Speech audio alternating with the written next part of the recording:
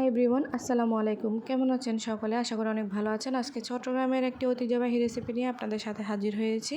তো পুরো ভিডিওটা আশা করি দেখবেন না টেনে। চলুন তাহলে মূল রেসিপিতে। এখানে লাগবে হচ্ছে 2 রকমের বিচিগুলোকে শুকনো খোলায় আগে ভেঙে নিতে হবে। তারপর হচ্ছে এরকম একটা ছালার চট বিছিয়ে শিলার সাহায্যে এগুলোকে ভেঙে নিতে হবে। চটে করলে নাকি অনেক সুবিধা হয়। তো ভেঙে নেওয়ার পর ভালো করে ঝাড়তে হবে যাতে অনেক ময়লা থাকে এগুলো চলে যাওয়ার জন্য। তারপর এগুলোকে ভালো করে ধুয়ে পরিষ্কার করে নিয়ে পানিতে সারা রাত ভিজিয়ে রাখতে হবে। এবং পরের দিন হচ্ছে রান্নার পালা। তো ভিজিয়ে রাখা বিচিগুলোকে পানিগুলো ঝেড়ে এভাবে সিদ্ধতে দিয়ে দিতে হবে। সিদ্ধ দেওয়ার সময় তেজপাতা, এলাচি, দারচিনি এই গরম মশলাগুলো অ্যাড করতে হবে। সাথে দিতে হবে মাস্ট লবণ। তারপর যখন 20%-এর মতো সিদ্ধ হয়ে আসবে তার মধ্যে কিন্তু নারকেল অ্যাড করতে হবে, বাদাম অ্যাড করতে হবে। যদিও আমি বাদামটা স্কিপ করে গেছি এখানে।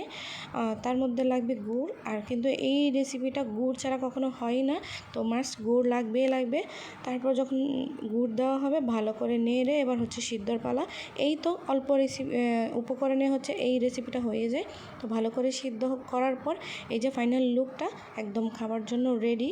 তারপর হচ্ছে আমাদের আরেকটা কাজ করতে হবে, খই লাগবে এই খাবারটা খেতে। খইটাকে ভালো করে চেলে নিতে হবে আমাদের, না হলে এখানের মধ্যে অনেক রকম ধান থাকে, অনেক রকম ময়লা থাকে, যার জন্য এগুলোকে চেলে নিতে হয়। তারপর হচ্ছে চেলে নিয়ে একটা বয়ামে রেখে দিতে হবে। তারপর যখন যে খায় এভাবে বাটিতে করে নিয়ে খই দিয়ে সুন্দর করে খেয়ে নেবেন।